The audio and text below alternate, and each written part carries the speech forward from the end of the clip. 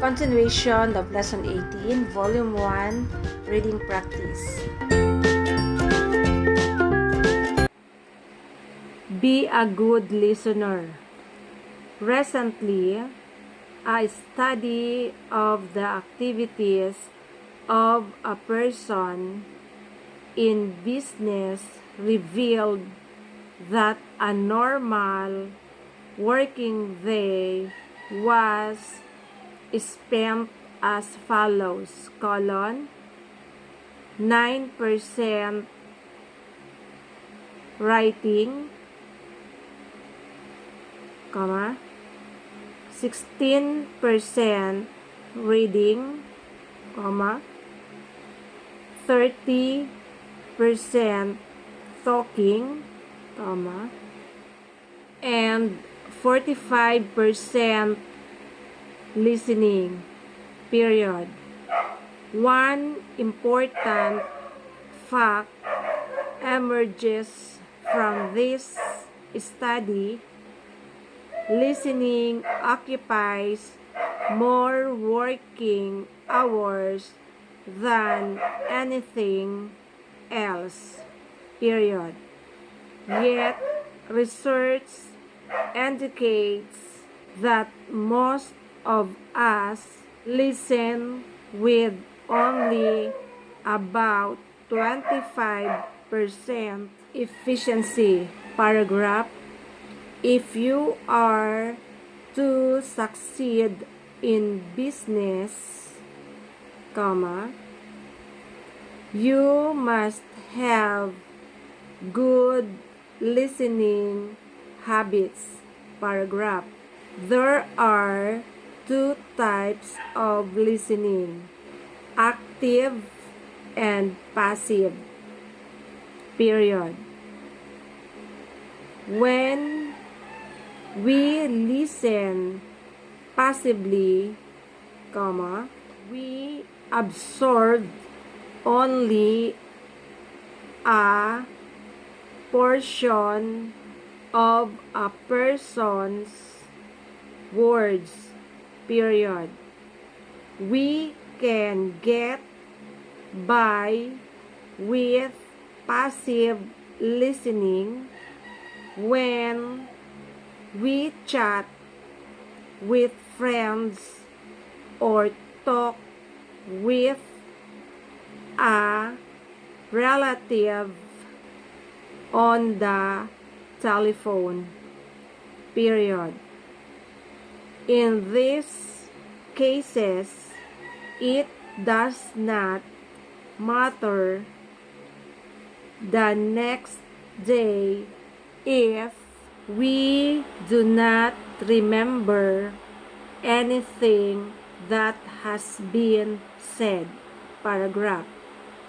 Active listening, though, necessitates mental action by the listener in order to remember what is being said, period. You must be able to decide when you can get by with passive listening and when you must be an active listener. Paragraph. Speed of talking and listening. The average person talks about 125 words a minute, but a listener can hear speech at the rate of at least 300 words a minute, period. Thus, it is easy for the mind to wander while it is waiting to receive details. Paragraph. During the last 2 decades, educators have been giving thought to speeding up reading, period.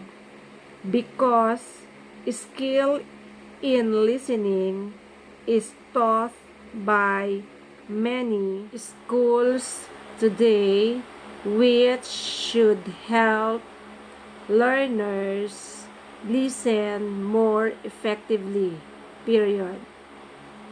There are even a number of companies where valuable short courses are being offered to learners to help them get more from what they hear, period. Be a note maker.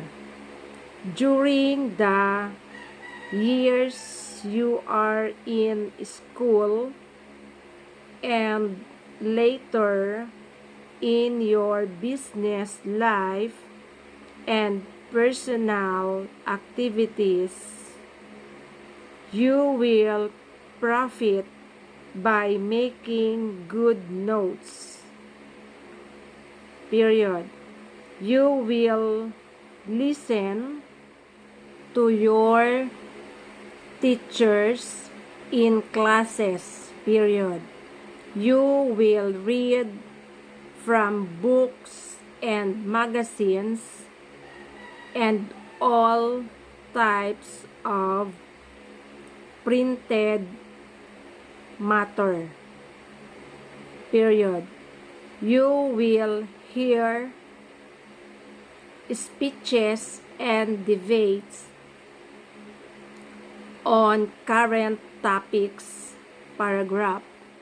If you could remember all you hear, comma, you would have no need for notes, period.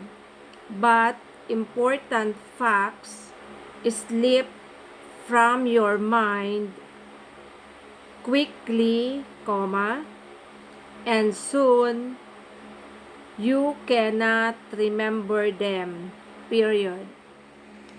You may not recall this morning things that were said yesterday afternoon, period.